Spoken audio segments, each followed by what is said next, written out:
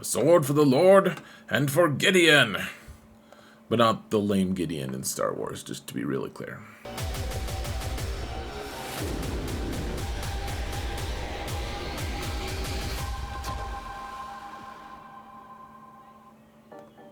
Hello everyone, and welcome to another episode of Xaereth Prevails. Today, we're going to talk about how to unlock Moff Gideon, the Dark Trooper who is not a trooper, at lower GP without Galactic Legends. I did make a video about this last Conquest season on how to do Malicos, and we're right on schedule, folks. It takes a while, longer than just 3 seasons, but if we're patient and we have a plan, we can get there.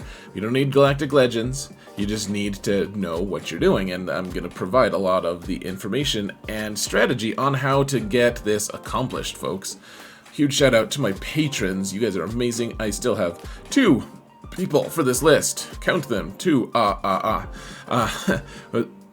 you guys are amazing. I really appreciate the support. Truly, guys, couldn't do this without you. Thank you so much for everything. And if you want to support this channel for free, folks, all you've got to do is hit that thumbs up button, like, subscribe, comment, mount the algorithm, folks. It's there for the taking. Take it. It's yours. So let's go. Okay, so first I want to... There's this thing, guys, in the community, and I know that a lot of people watching this are going to say that this is crazy or whatever. It's a misconception. It is a misconception, but I want to get it out there. This is a good video to share with your guild because a lot of people think that they can't unlock the new Conquest things. I see this a lot from newer players, especially from people who don't watch as many of these videos, whatever, that you can't unlock Conquest things. It's not for you. And sure, if you're lower than 4 million GP, then yeah, I guess that's kind of true. There might be a different strategy for you, but probably you have to spend a little bit. Once you hit 4 million, it's pretty possible, guys, to unlock these characters without spending money. I do it, well, I spend a tiny bit of money, but you don't need to spend money. So here's the plan for it, guys. So we're planning it across 6 different conquests. First, look at my Malicos. I followed the plan from last time, which is the exact same as this time in terms of the shards that we're gonna get. But, okay, so one thing I do, I buy the pass every month. And so that's $10. So that makes this account not free to play. That's the only money I spend on this account. This is my Prevailment account, my smaller account. But I do buy the Conquest Pass. It's probably the best money for an account that you can have, frankly, or that you can spend. $10 a month, really good. But if you don't want to spend that money, that's fine. You just have to give up your conquest ticket things, your currency, and you have to buy the shards in on the nodes. You have to do that. If you do that, then you're good to go. You just don't get all the cool stuff that you could otherwise have spent with that conquest currency. And so you can do it. The Conquest Pass is the easier way to do it, obviously, by far, but if you don't want to, that's fine. Our goal and aim, our gain, is to get crate number 5. There are 7 crates. Red crate is the one that you can unlock in 3. However, the red crate is beyond what I can do. Some people at my GP might be able to, but I just can't.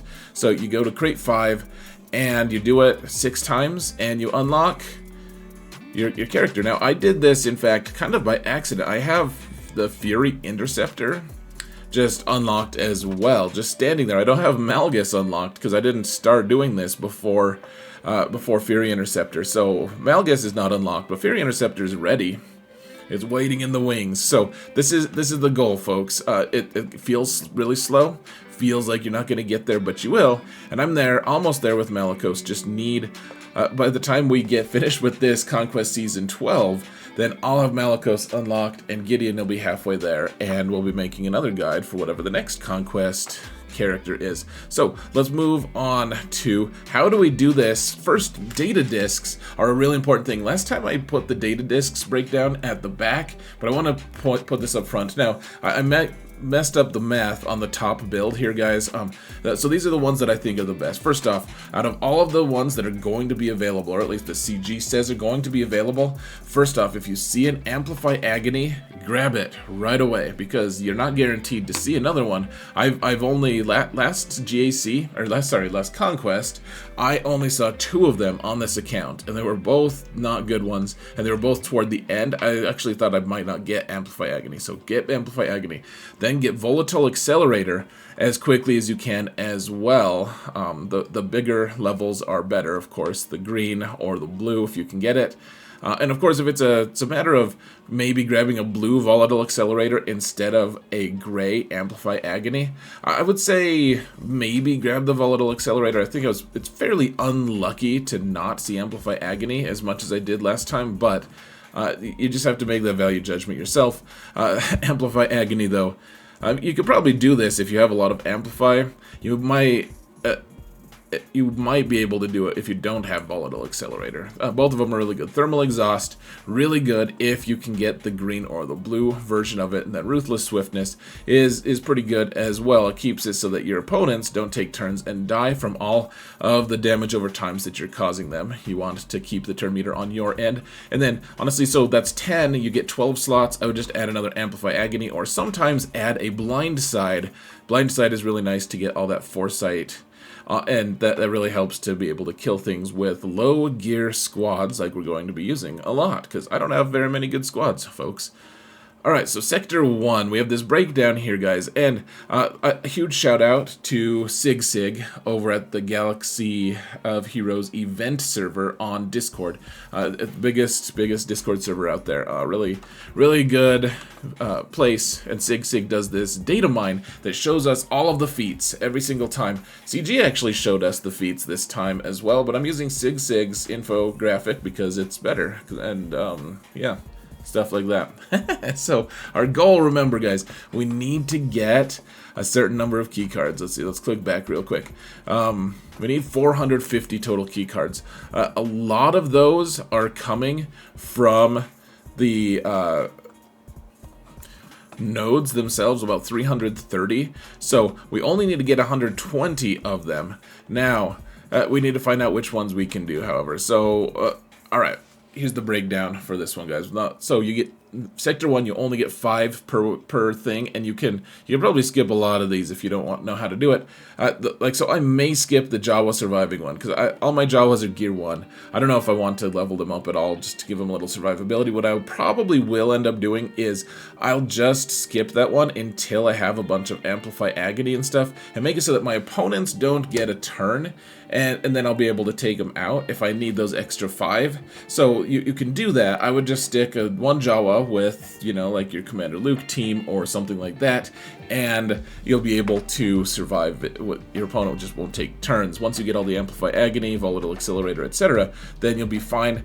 Same with squads of Old Republic. That might be kind of tough to get wins with early on for you, depending on how advanced your squads are. You can see I have the screenshot of my Old Republic team. It probably works, frankly.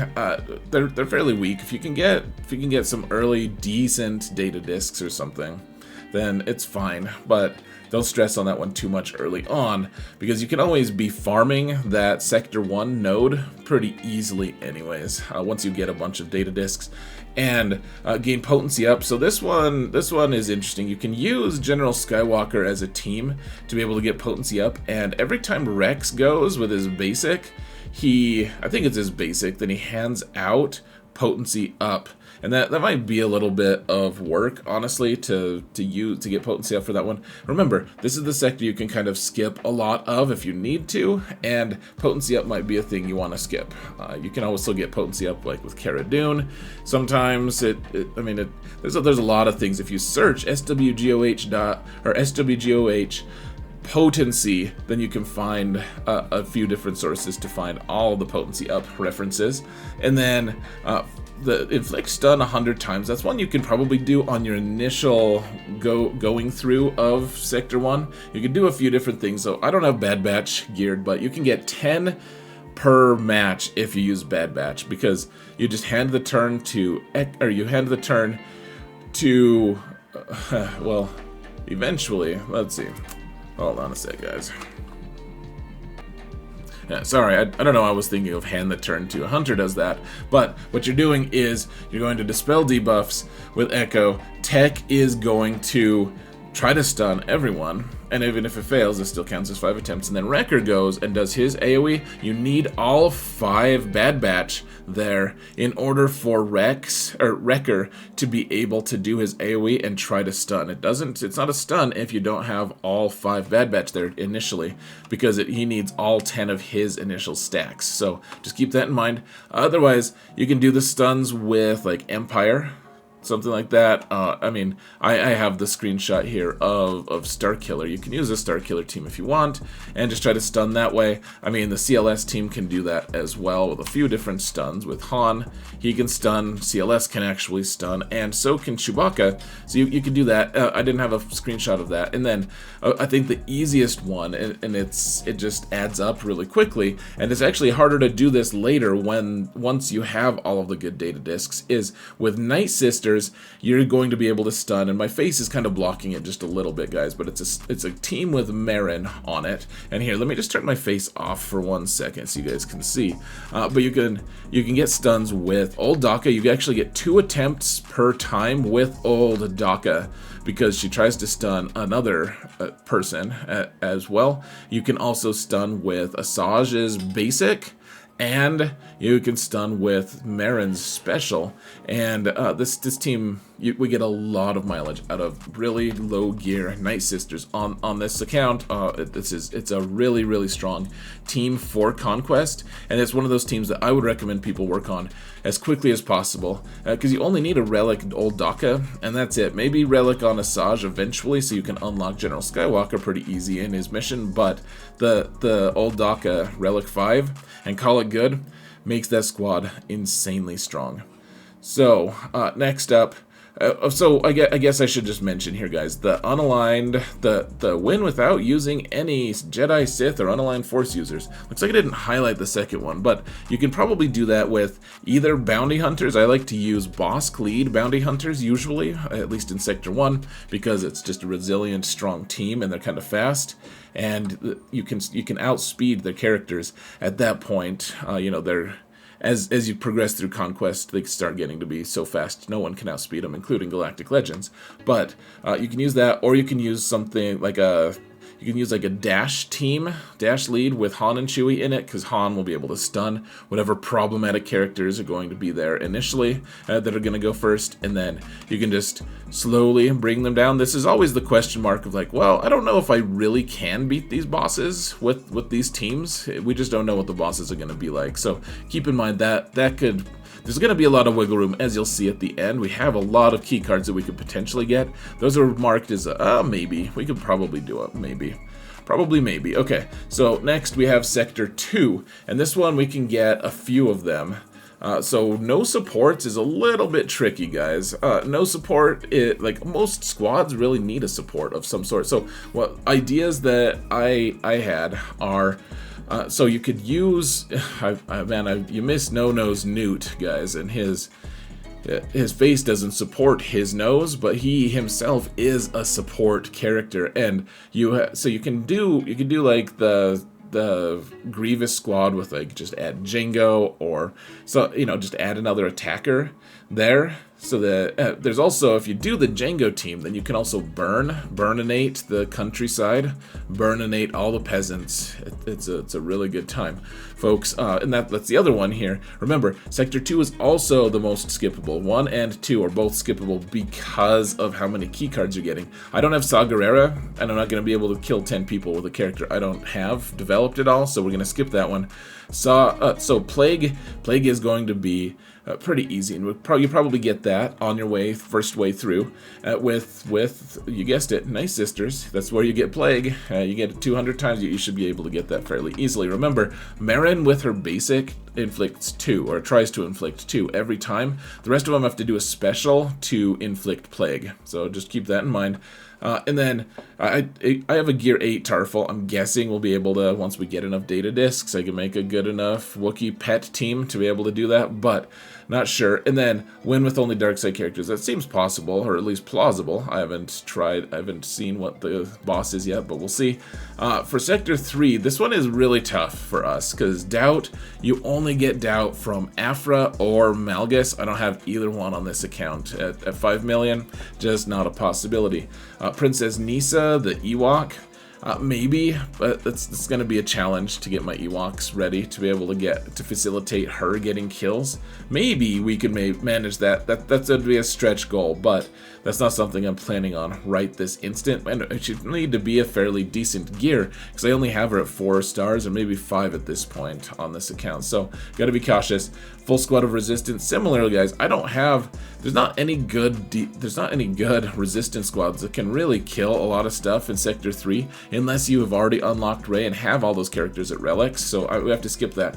One thing I can do is stagger, and this one is fairly easy. I mean, 60 times it's tough, but remember, you can get stagger with the Mara Jade AoE every time. So, and she gets so many, she cycles through so much, you can usually with her get a couple instances of applying stagger before the fight is over. The other one, and it's a little tougher to get, but Basti Fallen, Hot Topic, Basti, whatever you want to call her, she is able to, she does her suite of debuffs, and all of that, once the fear wears away on people, then the what's it called, goes away, stagger goes away. So that'll be a fairly, just kind of sprint through Sector 3 and move on. Kind of sucks. At first I was like, oh man, if all of them are like this, it's going to be very challenging to get some key cards. But Sector 4 kind of delivered. So skipping the one with Tuskens, I don't have any Tuskens. I don't advise people to work on Tuskens until super duper late end game. And it's a full squad, so you can't cut corners. You can't be like, yeah, I have 3 Tuskens on the team and they don't do anything, but what of it? You have to get legitimate kills, and it's Sector 4, which is going to be a lot of tougher bosses and characters. So the ones that we can do, though, so Armor Shred, apparently I don't have any pictures of how to do Armor Shred, guys. That one can be a little bit tricky, but you can use Sabine to do it. You can use Ki-Adi-Mundi if you have them. You can use there's a ton of characters at this point that do Armor Shred, so be looking for that one. That one's one that might be a stretch goal for me as well. Evasion Down is probably the biggest one that we can do, and I've spent way too much time and effort working on that slide apparently. So Evasion Down, Chupio assists every time and applies Evasion Down on basic.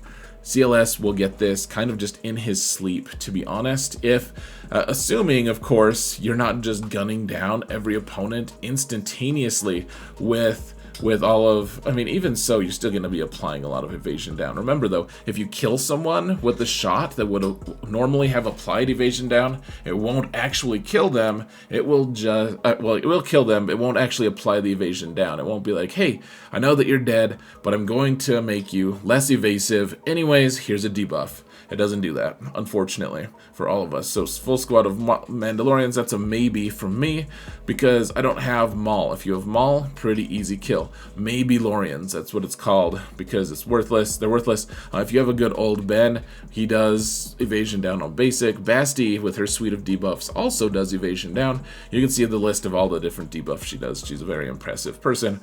Now, Sector 5 is a crazy one. We can actually do all of them, and this is the one that worth the most key cards, which is great. Kill 50 enemies with Empire units. Great. I have Emperor Palpatine, Mara Jade, and Darth Vader. Let's throw in a couple other characters. I think Piet is a great one because most people should have at this point been working on Executor, and Piet has lots of really good passive, like he's fast and he has a lot of good passive turn meter gain stuff, so that even if you don't outspeed your opponents, he can get turns pretty quickly and be able to help you along your way. So Empire units should not be too much of a problem, I'm hoping. And then, without losing any units, just don't die, guys. That's all you have to do, is not die.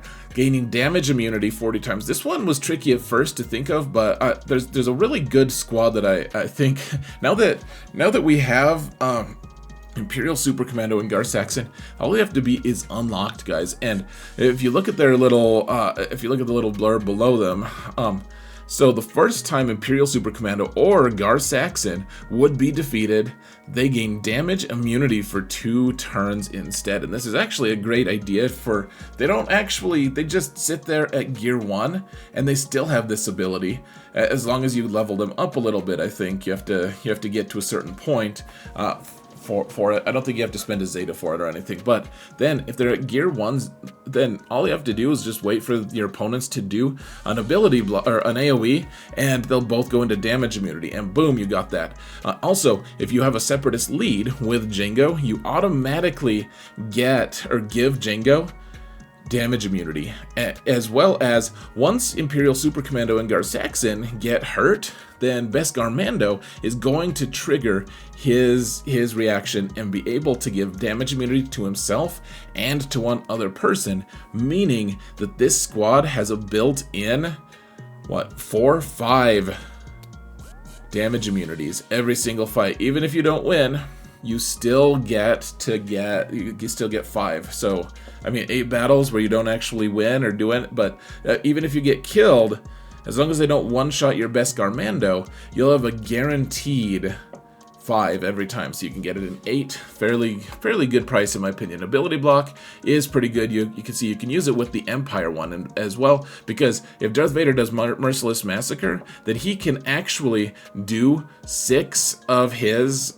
ability block attempts with his basic every single time. I have Boba Fett there at the end because he also does an AoE ability block, so you can get a guaranteed 10 ability blocks or 11 ability blocks every single fight, assuming Darth Vader can stay alive. Now, if there's an issue with him staying alive, you might want to remove like Piet and add Watt, put the weapons tech onto Darth Vader so that every time your opponents take a turn, then Darth Vader gets 5% turn meter, something like that. But I'll leave it to you guys to figure out how to get him a turn. As long as he does get a turn, however, then you should be set.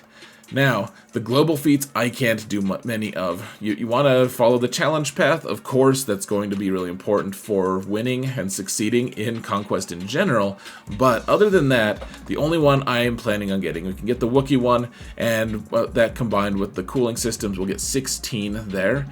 So we'll be able to get 31. This is one I've skipped for the Wookiees sometimes, but it's very possible. The problem is I like to use the CLS squad a lot, and that requires 2 of my good Wookiees, and so they're really low on their stamina or whatever it's called and their refresh. So once that refresh is down on them, then the rest of the Wookiee team is kind of brought down. And so I kind of end up doing the Wookiee one later in the cycle. And if I already have enough key cards, then I can just skip this one, which is what I have been doing. Like I said, it's the breakdown. We actually have a ton of them. We can in fact, let's see, I think I did the math of it. Well, I did, but I deleted it, so good for me.